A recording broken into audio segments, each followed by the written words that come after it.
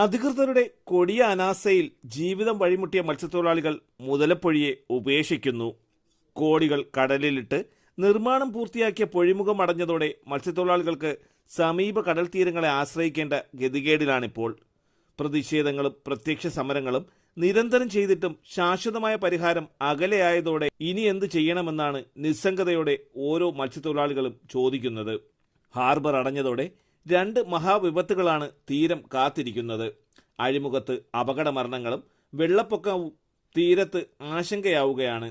ഉപജീവനം കണ്ടെത്താൻ അഴിമുഖത്ത് കുന്നുകൂടിയ മണലിൽ നിന്നും വള്ളങ്ങൾ തള്ളി കടലിലേക്ക് ഇറക്കിയാണ് മത്സ്യത്തൊഴിലാളികൾ കടലിലേക്ക് പോകുന്നത്.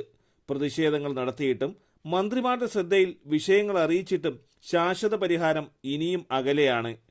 പല ഘട്ടങ്ങളിലും വാഗ്ദാനം നൽകി തൊഴിലാളികളെ വഞ്ചിച്ച സമീപനമാണ് അധികൃതർ തുടരുന്നത്. യന്ത്രങ്ങൾ പല ഭാഗത്തു നിന്നും അഴിമുഖത്തേക്ക് എത്തിച്ചുവെങ്കിലും തൊഴിലാളികളുടെ ദുരിതത്തിന് മാത്രം ഇനിയും പരിഹാരമായിട്ടില്ല.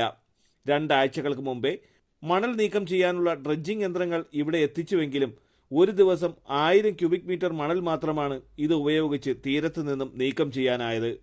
നീക്കം ചെയ്യുന്നതിൻ്റെ 10 ഇരട്ടിയിലേറെ മണൽ അഴിമുഖത്ത് കുന്നുകൂടുകയാണ്. ശാശ്വതമായ പരിഹാരമുണ്ടാകുന്നതുവരെ സമരപരിപാടികൾ ശക്തമാക്കാനാണ് മത്സ്യത്തൊഴിലാളികളുടെ തീരുമാനം. അധികൃതർ നൽകുന്ന യാതൊരു ഉറപ്പും ഇനിയും വിശ്വാസത്തിലെടുക്കാൻ തയ്യാറല്ല എന്നാണ് മത്സ്യത്തൊഴിലാളികളുടെ നിലപാട്. പ്രശ്നപരിഹാരം ആവശ്യപ്പെട്ട് വീണ്ടും ഒരു അനിശ്ചിതകാല സമരത്തിലേക്ക് കടക്കാനാണ് മത്സ്യത്തൊഴിലാളികളുടെ തീരുമാനം. തലസ്ഥാന വാർത്തകൾ, പെരുമാതുറ